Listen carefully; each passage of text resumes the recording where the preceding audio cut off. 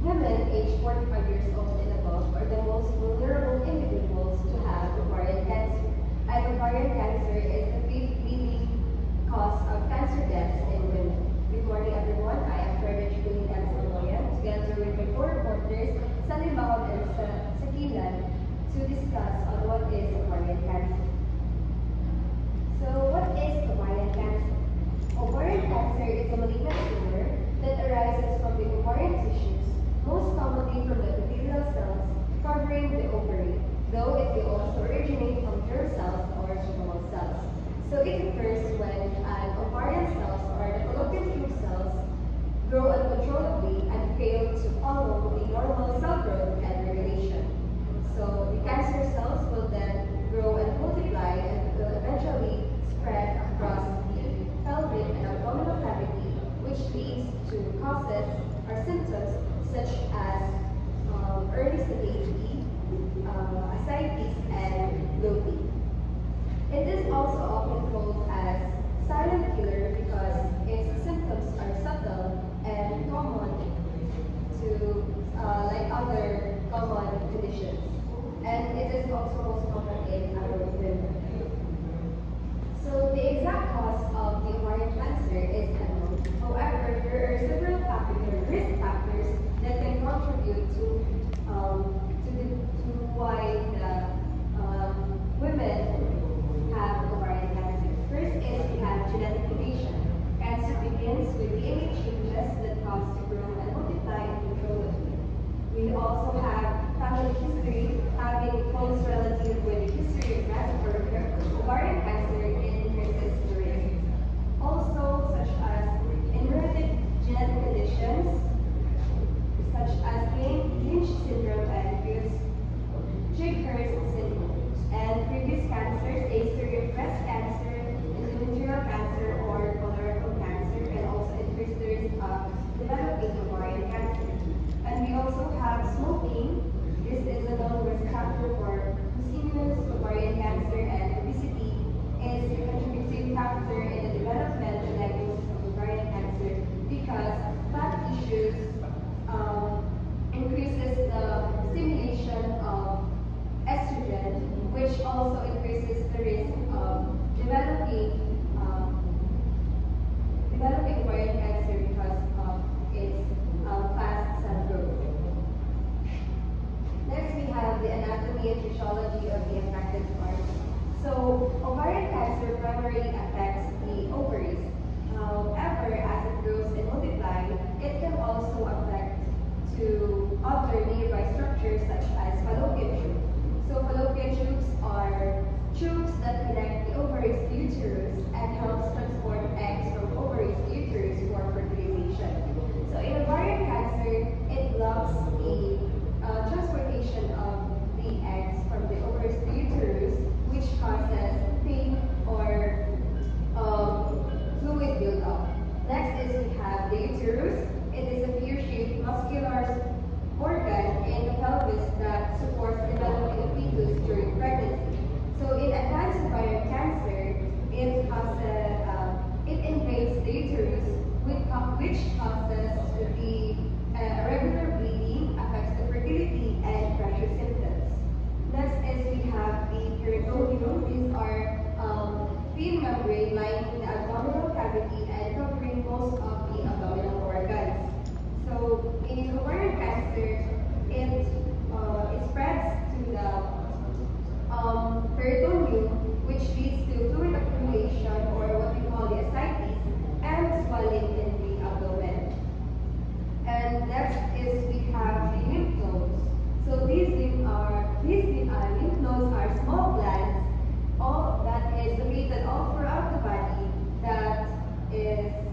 that helps fight infection and filter harmful substances. When ovarian cancer cells spread here, it weakens the body's immune response.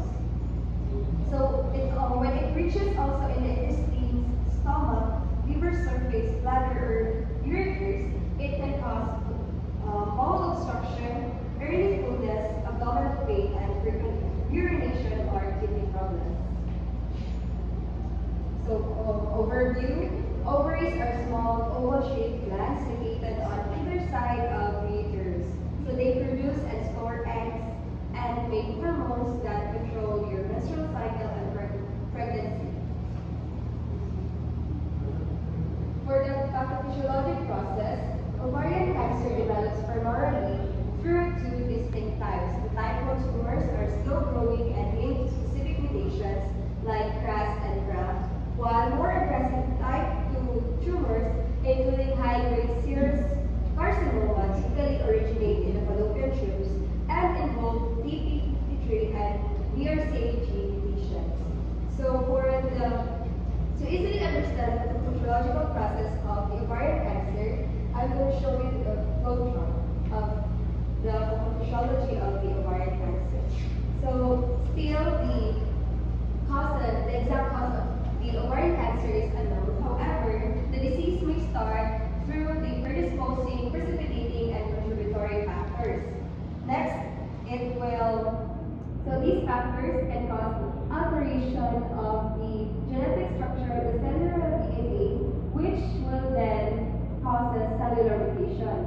So the mutated cells fail to undergo apoptosis, or what we call the programmed cell death, and which will then proliferate and may form into a cancer cells. So these cancer cells will then create a tumor that may be located on one side or both sides of the ovaries.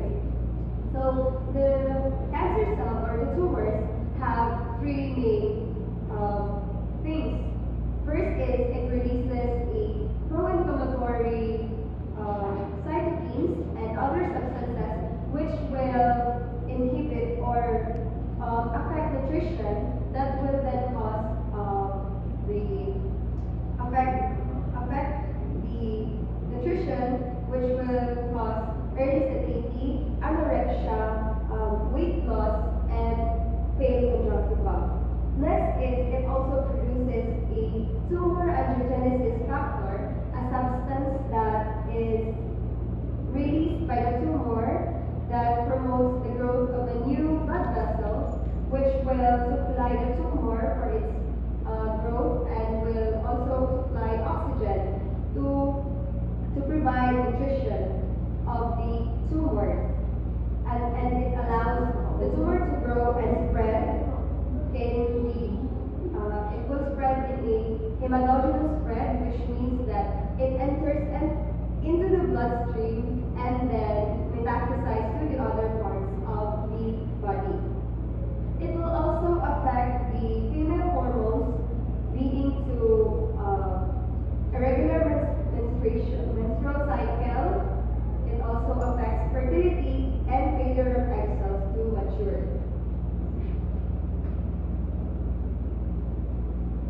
So for the stages of ovarian cancer, we have three types. First is the epithelial ovarian cancer, which is a tumor that starts on the outside of the ovary. Next, we have the stromal cancer that starts from ovarian cells that make hormones, and they make up about 1% of the ovarian cancer.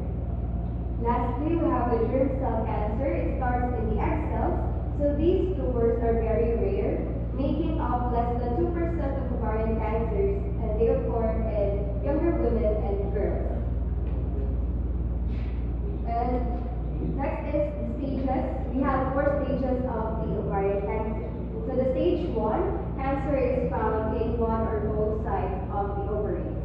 And for the stage 2, cancerous cells have spread from the ovaries to the other parts of the pelvis, such as the fallopian tubes or uterus.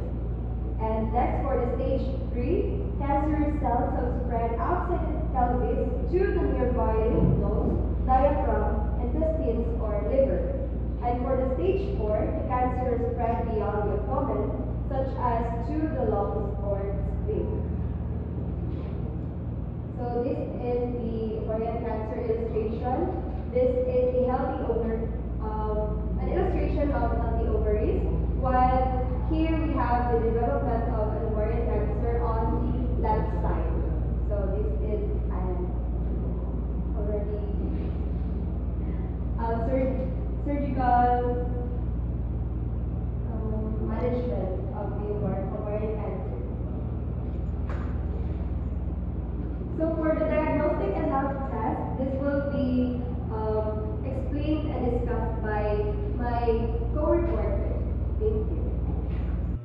Good day, Sir Dan. I am Angeline Salimbawan, and I will be discussing about the overview and the pathophysiologic process of the disease. In overview, ovaries are the primarily female reproductive organs. Ovaries are small oval-shaped glands located on either side of your uterus. They produce and store eggs and make hormones that control your menstrual cycle and pregnancy. So, the pathophysiologic process of the disease: ovarian cancer develops primarily through two distinct pathways. Type 1 tumors are slow-growing and linked to specific mutations like KRAS and BRAF, while more aggressive type 2 tumors, including high-grade serous carcinoma, typically originate in the fallopian tubes and involve TP53 and BRCA gene mutations. The central pathophysiologic process involves these genetic changes driving uncontrolled cell growth, followed by the unique mechanism of metastatic spread, where cancer cells exfoliate from the primary site and disseminate throughout the peritoneal cavity via the natural flow of abdominal fluid, leading to secondary tumor formation on organs like the omentum, diaphragm, and bowel surfaces. So, we have here the genetic mutations, which are the KRAS and BRAF. So, what is KRAS and BRAF in ovarian cancer? KRAS and BRAF are oncogenes, genes that normally help regulate cell growth but can cause cancer when mutated. KRAS is a signal pathway and it acts like an on or off switch for cell growth. What happens when the KRAS is mutated? The switch gets stuck in the on position. Cells receives constant signals to grow, but KRAS mutations drive slow but persistent tumor growth. They make the tumor less responsive to chemotherapy because the cells are slow growing. While in BRAF is physically downstream of KRAS, it amplifies growth signals. What happens if BRAF is mutated? The BRAF is more hyperactive mutation even without signals from KRAS. BRAF tells cells to divide or spread uncontrollably, grow new blood cells, and resist programmed cell death.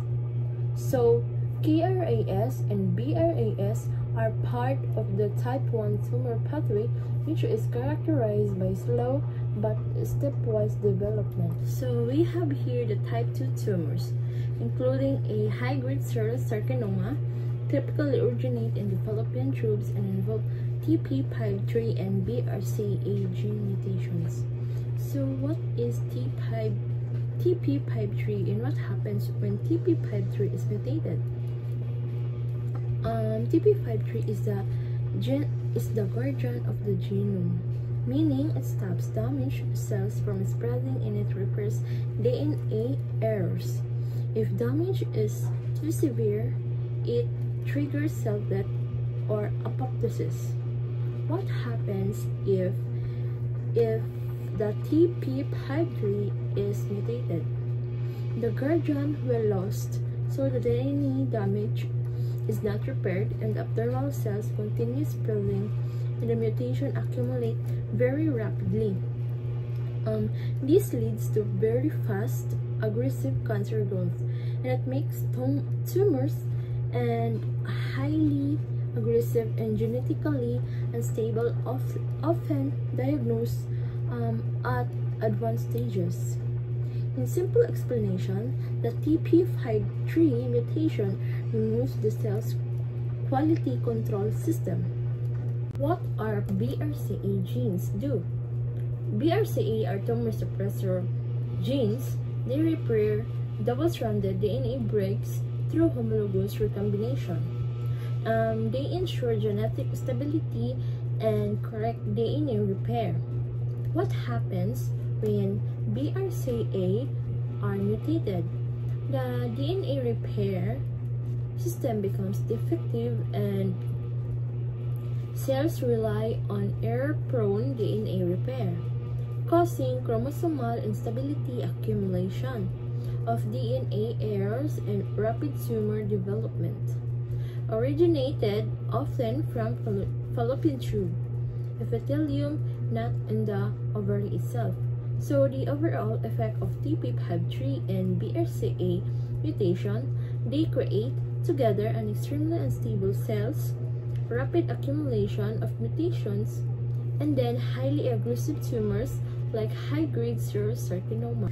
So we have here a pathophysiology of ovarian cancer, the predisposing factors, precipitating factors, and contributory factors. So what is predisposing factors? It is underlying conditions on traits that make an individual more susceptible of problems such as genetics or a difficult childhood, while the precipitating factors are factors that initiate or promote the onset of any illness like disease, dietary habits, and sudden hormonal change. And predisposing factors we have here in age 45 years old and gender female. So mostly the ovarian cancer mostly in women or female. And then the precipitating factors: smoking, 67 or 30 years, and polycystic ovary syndrome, comorbidities, HTN, and diabetes mellitus. While in contributory factors, family history, so of course, ovarian cancer mostly or possible from the family history, colon cancer or uncle, previous intake of oral contraceptives, and then the alteration to genetic structure of cellular DNA, cellular mutation, abnormal cells fail to undergo a apoptosis, cancer cells proliferate or hyperplasia.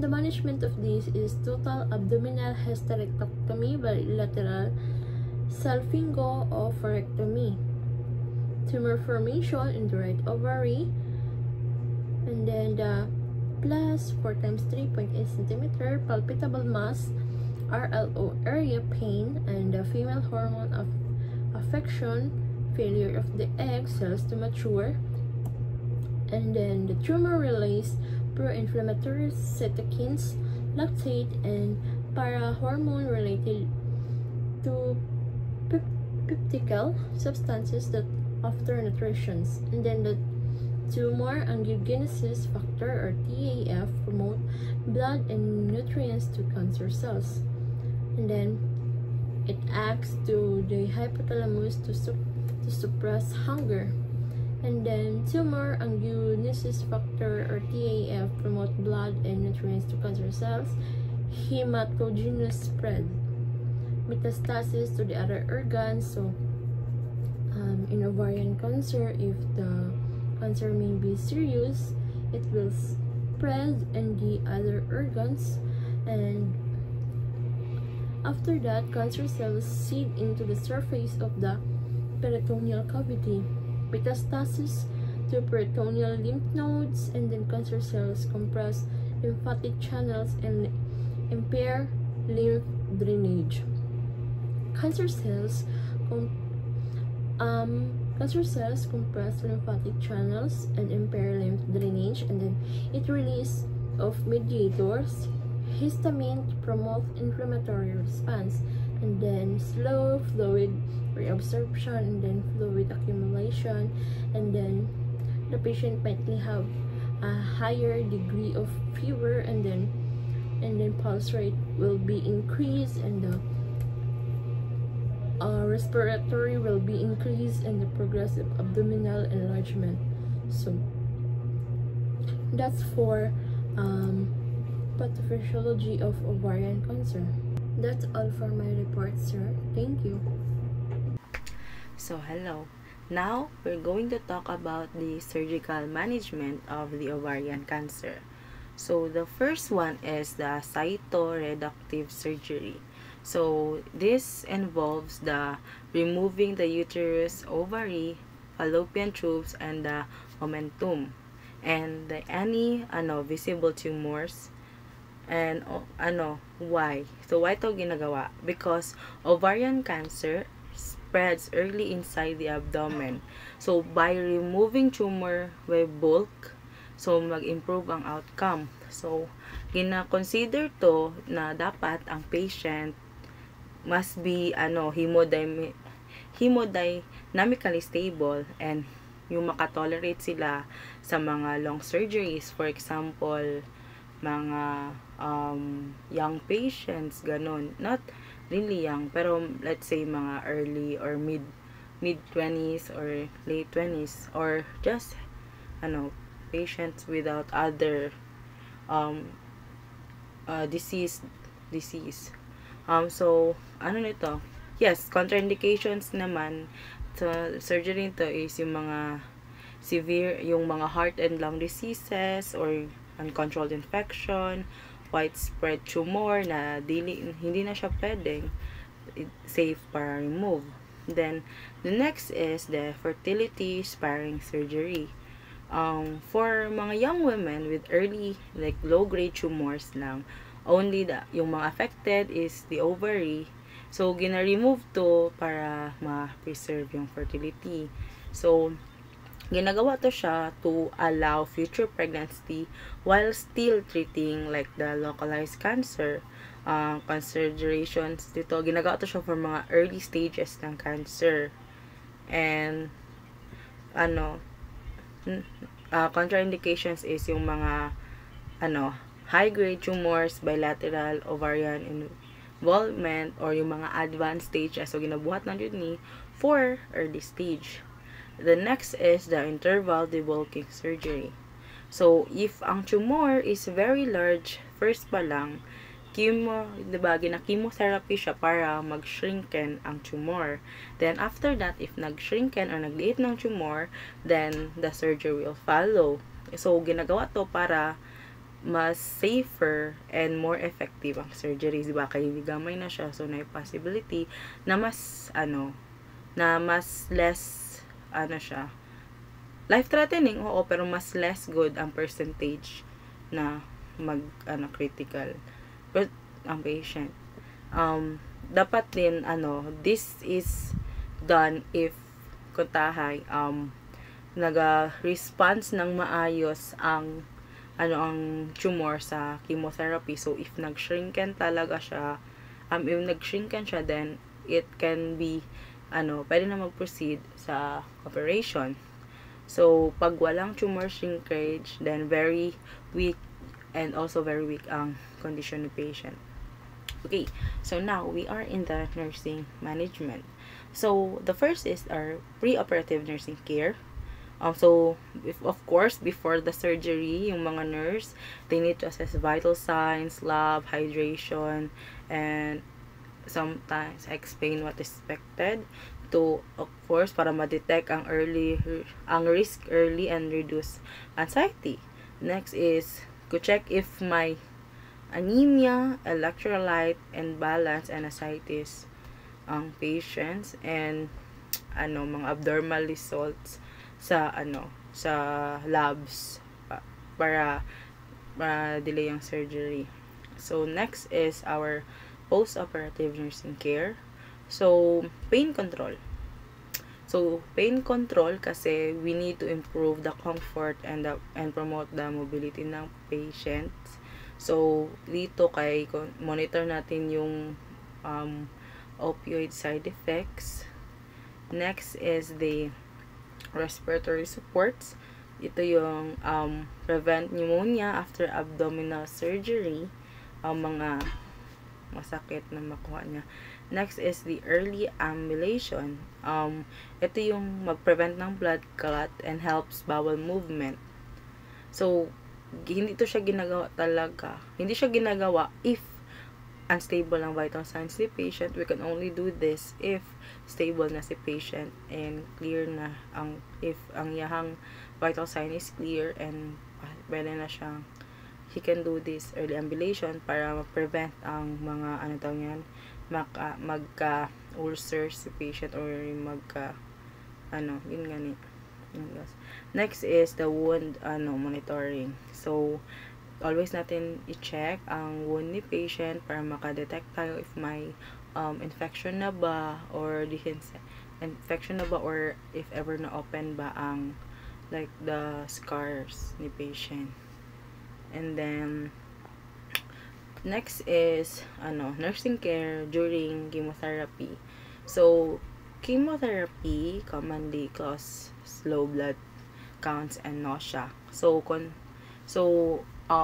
each cycle is we're going to monitor the CBC, and also contraindication siya if low masyadong WBC, RBC or platelet.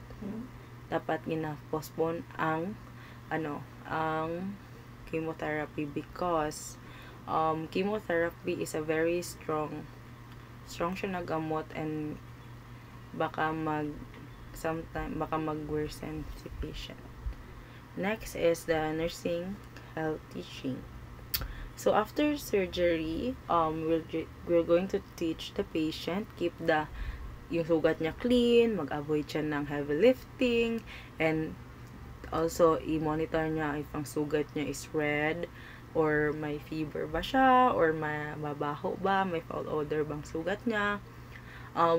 We teach this to the patient para mag-prevent ng infection and wound infection, di ba? Kasi pag kung sige check na to kung samad and clean, it always maka-prevent siyang infection. And of course, if mag-heavy lifting tayo, mag-wound reopening. So that's why we teach our patients na dili mag-weight ng heavy things muna. Then kapag during chemotherapy naman, we're going to tell them na expected talagang nausea, hair loss, and fatigue. So well, in this, mag-practice tayo ng hand hygiene and mag-avoid ng crowded area. Kasi when you're in chemotherapy, low talaga ang iyong immune system. So mag-avoid tayo ng mga raw foods kapag low ang ating WBC, kasi mas taas ang chances na magkasakit ta because our immune system is very low. So of course, attend regular checkups for like after the surgery para makita mga testing like CA-125, and mag-report ng mga bloating or symptoms like bloating or pelvic exam, kasi ovarian cancer kay meron siyang high recurrence risk. So na possibility na mag-reoccur siya. And of course, lastly is emotional support. So we seek counseling or support groups, like tingnan natin sila na use stress relief activities like deep breathing or light exercise. Kasi cancer is a very kanang bugat jud kay siya sa emotions na sakit. So maka-affect siya sa emotional and mental well-being sa atong patient, and that's why we need to be we need to provide emotional support sa ilaha. That's all. Thank you.